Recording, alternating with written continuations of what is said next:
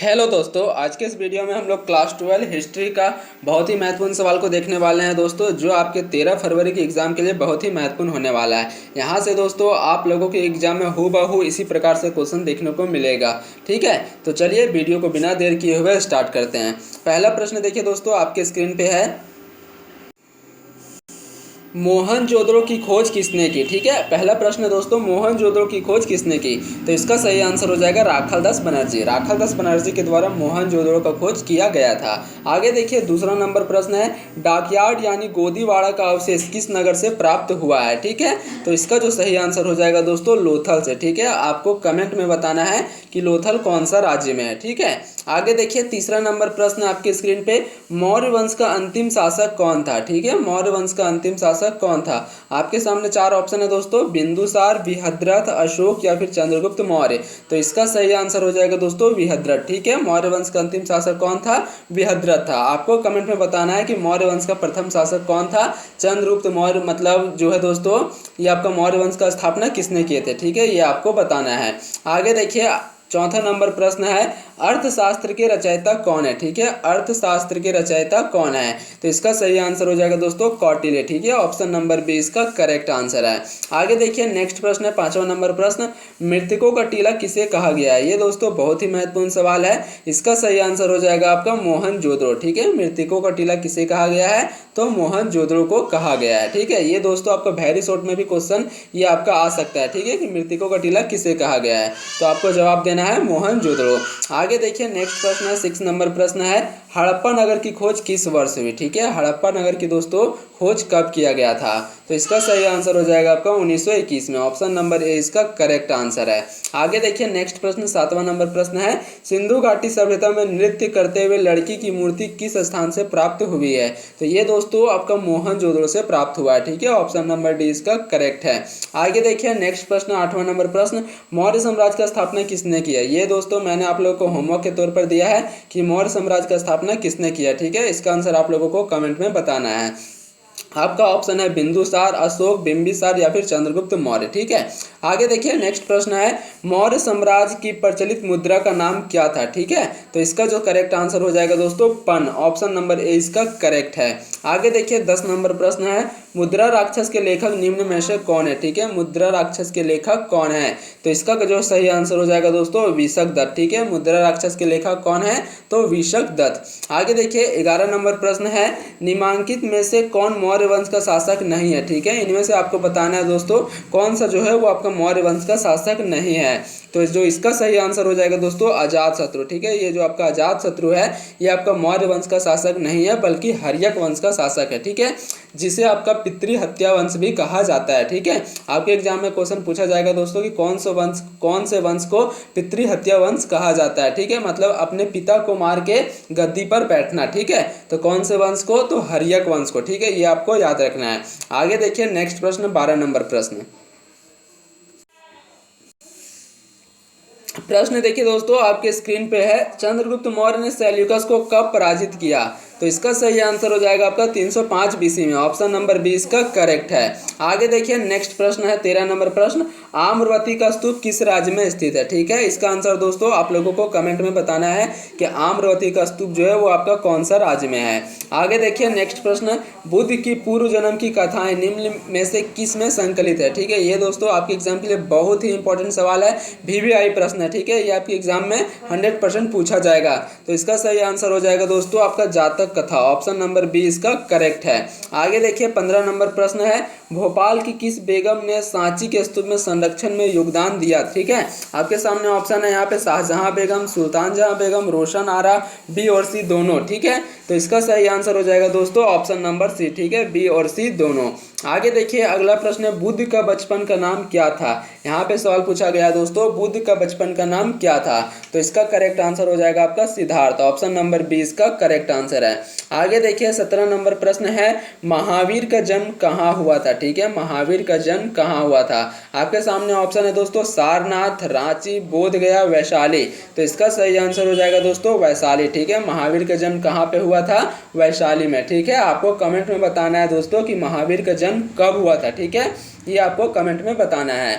आगे देखिए 18 नंबर प्रश्न है, जैन समुदाय में प्रथम विभाजन के श्वेतांबर संप्रदाय के संस्थापक कौन थे। दोस्तों जो जैन धर्म था वो आपको दो भागों में टूट गया था, श्वेतांबर और दिगंबर, ठीक है। यहाँ पे आपका पूछा गया है श्वेतांबर का संस्थापक कौन था, तो इसका सही आंसर हो जाएगा आपका स्थूलभद्र, ठीक है, ऑप्शन नंबर बी इसका करेक्ट है। आगे देखिए 19 नंबर प्रश्न है, स्तूप संबंधित है निम्न में से। यहाँ पे पूछा गया दोस्तों स्तूप जो है वह किससे संबंधित है, तो ये आपका बौद्ध धर्म से संबंधित है, ऑप्शन नंबर सी इसका करेक्ट है।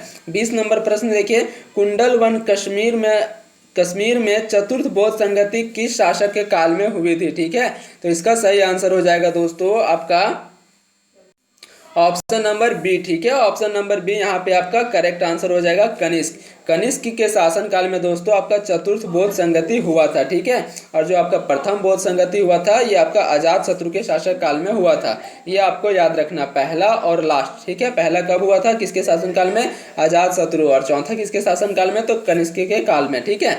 आगे देखिए 21 नंबर प्रश्न, 21वां नंबर प्रश्न है दोस्तों, महात्मा बुद्ध का जन्म किस स्थान पर हुआ, ठीक है। क्वेश्चन पूछा गया फ्रेंड्स, महात्मा बुद्ध का जन्म कौन से स्थान पर हुआ था।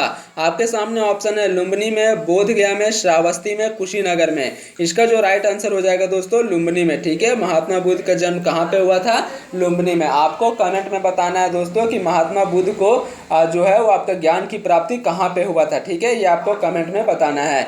आगे देखिए 22 नंबर प्रश्न है आपका, औरंगजेब की मृत्यु कब हुई, ठीक है। आपके सामने चार ऑप्शन है, 1707, 1708, 1710, 1708, ठीक है। तो यहाँ पे जो इसका राइट आंसर हो जाएगा दोस्तों 1707, ऑप्शन नंबर ए इसका करेक्ट है। आगे देखिए अगला प्रश्न 23 नंबर प्रश्न है, दीपवंश और महावंश ग्रंथ किस देश से संबंधित है, तो ये दोस्तों आपका नेपाल से संबंधित है, ऑप्शन नंबर ए यहाँ पे आपका करेक्ट आंसर है। आगे देखिए 24 नंबर प्रश्न है, बुद्ध, ठीक है, महात्मा बुद्ध की शिक्षाएं किस में संकलित है। आपका यहाँ को क्वेश्चन दिया गया है दोस्तों, महात्मा बुद्ध की जो शिक्षा है वो आपका किसमें संकलित है। इसका जो सही आंसर हो जाएगा दोस्तों सूत पिटक, ऑप्शन नंबर ए यहाँ पे आपका राइट आंसर हो जाएगा। आगे देखिए 25 नंबर प्रश्न है, अकबर की मृत्यु कब हुई, अकबर की मृत्यु कब हुई थी, तो इसका जो राइट आंसर हो जाएगा दोस्तों 1605 ईस्वी में, ऑप्शन नंबर डी इसका राइट आंसर है। आगे देखिए 26 नंबर प्रश्न है, महात्मा बुद्ध ने किस स्थान पर सबसे अधिक उपदेश दिए, तो इसका जो सही आंसर हो जाएगा दोस्तों आपका श्रावस्ती में, ठीक है। कहाँ पे सबसे अधिक उपदेश दिए थे, तो श्रावस्ती में। आपको कमेंट में बताना है कि प्रथम उपदेश कहाँ पे दिए थे, ठीक है, महात्मा बुद्ध ने प्रथम उपदेश कहाँ पे दिए थे, ये आपको कमेंट में बताना है। आप लोगों को दोस्तों मैंने जितना भी आप लोगों को कमेंट में आंसर बताने बोला है वो सभी प्रश्न आपके लिए बहुत ही महत्वपूर्ण है, क्योंकि वहाँ से भी आपके एग्जाम में क्वेश्चन पूछा जा सकता है। आगे देखिए 27 नंबर प्रश्न, अवध सूबा वर्तमान किस राज्य में स्थित है। आपका यहाँ पे क्वेश्चन है दोस्तों, अवध सूबा वर्तमान में किस राज्य में है, तो ये दोस्तों आपका उत्तर प्रदेश राज्य में है, ठीक है। कहाँ पे है आपका अवध सूबा, तो ये आपका उत्तर प्रदेश राज्य में है। आगे देखिए 28 नंबर प्रश्न है, अकबर के द्वारा जारी किया गया चांदी के सिक्के को क्या कहा जाता था। ऑप्शन है दोस्तों दिनार, दाम, रुपए, इनमें से सभी। इसका करेक्ट आंसर हो जाएगा दोस्तों दिनार, ठीक है, ऑप्शन नंबर ए इसका करेक्ट आंसर है। आगे देखिए 29 नंबर प्रश्न दोस्तों आपके स्क्रीन पे है। 29 नंबर प्रश्न दोस्तों है आपका, आईने ए अकबरी के किस भाग में मनसबदारी का प्रयोग किया गया है, तो ये दोस्तों आपका मंजिल ए आबादी में किया गया है, ठीक है, ऑप्शन नंबर ए इसका करेक्ट आंसर है। 30 नंबर प्रश्न देखिए दोस्तों, विजयनगर का अपने स्थापना से लेकर पतन तक किस राज्य के साथ संघर्ष चलता रहा, मतलब कौन से राज्य के साथ दोस्तों लड़ाई चलता रहा था, ठीक है। विजयनगर का जब स्थापना हुआ था और जब पतन हुआ था, ठीक है, इनके बीच में लगातार कौन से राज्य के साथ हमेशा लड़ाई चलता रहा था, संघर्ष चलता रहा था। आपके सामने ऑप्शन है दोस्तों पुर्तगालियों से, कालीकट से, पांड्यों से, या फिर बहमनी राज्य से।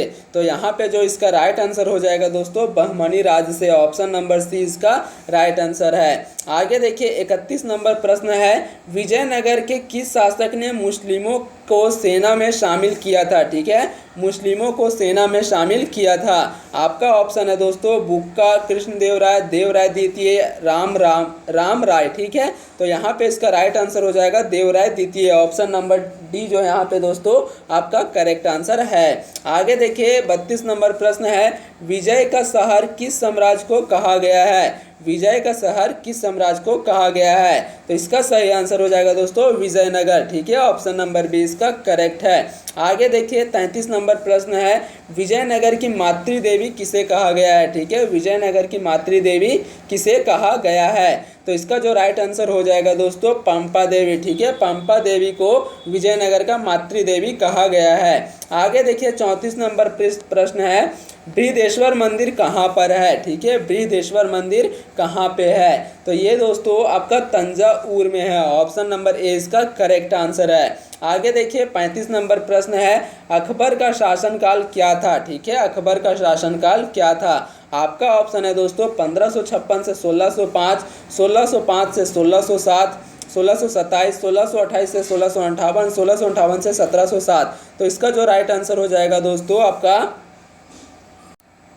Option number A. ठीक है, ऑप्शन नंबर ए यहाँ पे आपका राइट आंसर हो जाएगा 1556 से 1605। ठीक है, आगे देखिए दोस्तों 36 नंबर प्रश्न आपके स्क्रीन पे है। यहाँ पे तीर्थ यात्रा कर को, ठीक है, तीर्थ यात्रा कर को किस मुगल शासक ने समाप्त किया? आपका ऑप्शन है औरंगजेब, शाहजहां, अकबर, जहांगीर। इसका आंसर दोस्तों आप लोगों को कमेंट में बताना है कि तीर्थ यात्रा को कौन से मुगल ने समाप्त किया, क्योंकि ये आपके एग्जाम के लिए बहुत ही महत्वपूर्ण है। दोस्तों मैंने आप लोगों को बहुत ही महत्वपूर्ण प्रश्न करा दिया है। यहाँ से आप लोगों के एग्जाम में बहुत सारे प्रश्न देखने को मिलेंगे, तो वीडियो को 2-3 बार देखिए ताकि आप लोगों को एक बार में ही सब कुछ याद हो जाए। मिलते हैं दोस्तों नेक्स्ट वीडियो में, तब तक के लिए जय हिंद, जय भारत।